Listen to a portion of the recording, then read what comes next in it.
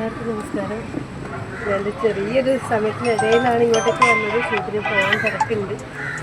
പിന്നെ എന്താണ് ഷീജ, കുറച്ച് കാലങ്ങളായിട്ട് ഷീജ അറിയാം. എന്താ ഷീജ ഒരു വാക്ക് പറഞ്ഞ് എനിക്കത് പുറത്ത് പറയാൻ അറിയില്ല. ഞാൻ പറഞ്ഞില്ല ഈ സംഭവമുണ്ട്. ഞാനും ഇതുപോലെ കുറച്ച് ശാന്തി പ്രശ്നങ്ങളൊക്കെ ചെയ്യുന്നതാണ്. എന്നാലും ഒരുപാട് സ്ഥലങ്ങളിൽ എത്തിപ്പെടാൻ പറ്റില്ല. എൻ്റെ നാട് കണ്ണൂരാണ്. അവിടെ ഉണ്ടൊരു ബ്ലോക്ക്. അവിടെയൊക്കെ അത്യാവശ്യം ഞാൻ ചെയ്യുന്നതാണ്. ഇവിടെ തന്നെ തിരുവനന്തപുരത്ത് ഞാൻ ചെയ്തിട്ടുണ്ട്. അപ്പോൾ എന്താണ് ഇവിടെ ഇപ്പോൾ 1700ഓളം ഫാമിലി ഉണ്ട് എന്നൊക്കെ ഞാൻ എത്തി. കാരണം അത്രയും ഞാൻ ഈ സ്ഥലത്തെ കുറിച്ച് കേട്ടിട്ടുണ്ട്, അറിയില്ലായിരുന്നു. പക്ഷേ ഇന്നാണ് എനിക്ക് ഇവിടെ നിന്ന് എത്തിപ്പെടാൻ പറ്റിയത്. ഈ ഫാമിലി ഇതിനകത്തുണ്ട്, ഇത്രയും ആൾക്കാർ ഇതിനകത്ത് ബുദ്ധിമുട്ടുണ്ട്, അവശതയിൽ കഴിയുന്ന ഒരുപാട് ആൾക്കാരുണ്ട് എന്നറിഞ്ഞു. ഇത് എന്താണ് സാറ് പറഞ്ഞതുപോലെ നമ്മൾ ഒരുപാട് ഭക്ഷണം കഴിക്കുന്നുണ്ട്, ഒരുപാട് ഭക്ഷണം കഴിക്കുന്നുണ്ട്, വെറൈറ്റി ഫുഡുകൾ.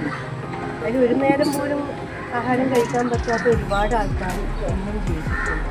നമ്മൾ എത്ര ഫുഡുകൾ വേസ്റ്റായി കളയുന്നത്, പറഞ്ഞതുപോലെ എത്ര വസ്ത്രങ്ങൾ, അതിപ്പം 1 ലക്ഷത്തിൻ്റെ ആയാലും 2 ലക്ഷത്തിൻ്റെ ആയാലും അതൊന്നൊരു വിലയേ അല്ലാത്തൊരവസ്ഥയിലേക്ക് സാഹചര്യത്തിലേക്ക് ഇപ്പോൾ പോയിക്കൊണ്ടിരിക്കുന്നത്.